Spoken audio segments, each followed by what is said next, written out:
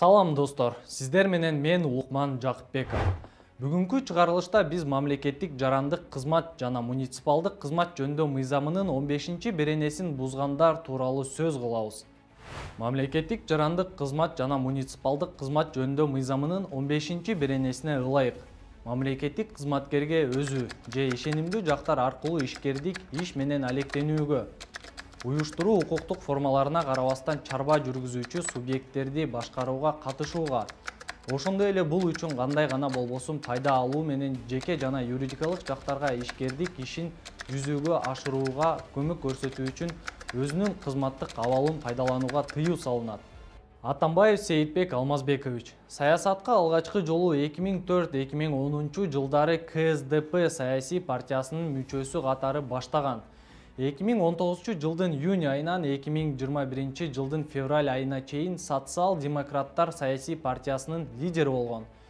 2021 жылы Жогорку кеңештин 7-чакырылышынан номер 25 Аламүдүн бир мандаттуу шайлоо округунан депутат болуп шайланган. След Политмер сайтынын маалыматына ылайык, Атамбаев Сейитбек Алмазбекович Автомаш Энерго жоопкерчилиги чектелген комунун тең негиздөөчүсү экенин аныктадык. Акыркы салык төлөмдөрү 2022 жылдын 13 январында которулган. Демек компания ишин улантууда. Кийинки депутат Жусупов Эмилбек Рамидинович. Ал 2021 жылы Ишеним саясий партиясынын тизмеси менен 7-чакырылыштагы Жогорку кеңешинин депутаты болуп шайланган. Ошол эле След Политмер сайтынын маалыматына ылайык, Жусупов Эмилбек Эмаком жана Эмаком холдинг жоопкерчилиги чектелген коомдордун жетекчиси деп катталган. Эмаком холдинг компаниясынын акыркы салык төлөмдөрү 2022 жылы 16 февралда которулган. Ал эми Эмакомдун акыркы салык төлөмдөрү 15 февралда которулган.